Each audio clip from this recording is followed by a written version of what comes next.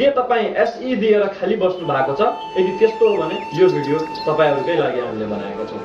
एसई दिएर खाली बसेकाहरूलाई मध्यनजर गरेर हामीले विभिन्न खाले कम्प्युटरका कोर्सहरू र विभिन्न तरिकाले अपडेटेड न्यू भर्जनका क्लासेसहरू सुरु गरेका छौँ।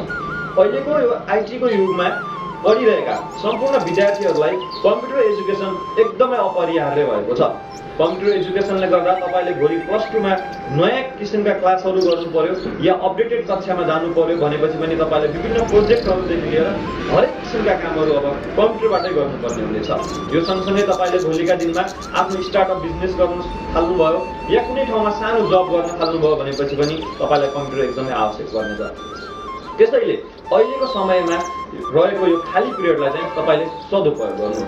त्यसको लागि लम्कीचुवा 6 गुलरामा रहेको Diamond Infotech and Institute Private लिमिटेडलाई सम्झनु होला। हामीले एसईलाई मध्यनजर गरेर र नेपाल सरकारले अहिले ल्याएको नयाँ 3 महिनाको जो ग्यापिङ थियो त्यसलाई 1 महिनामै ल्याइदिँदाखेरि जुन 2 महिनाको पिरियड बाँकी रहेको थियो त्यसलाई पनि मध्यनजर गरेर सर्ट गरेर कोर्सलाई चाहिँ प्र्याक्टिकल्ली र थ्योरिकल्ली डिभाइडेड गरेर पढाइरहेका छौँ।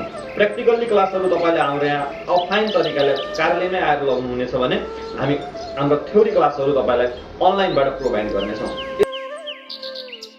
विशेष अफर पनि राखिएको छ, कृपया एकपटक इनरोल गर्नुहोला। Thank you.